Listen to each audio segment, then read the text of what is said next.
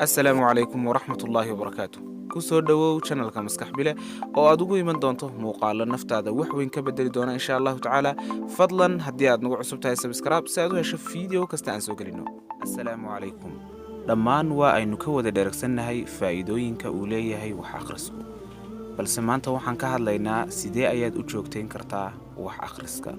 una gaari kartaa heer aad ku raaxaysato okay qodobka koobaad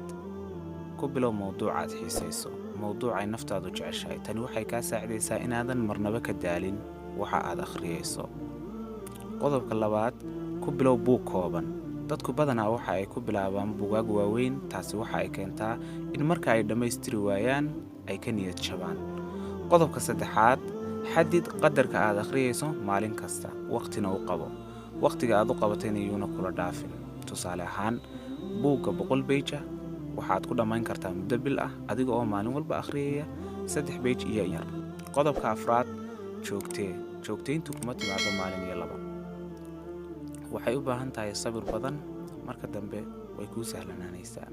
ugu dambeyntii waxaad gaari doontaa heer aad ku raaxaysato wax akhriska targetkaagina waad gaadhay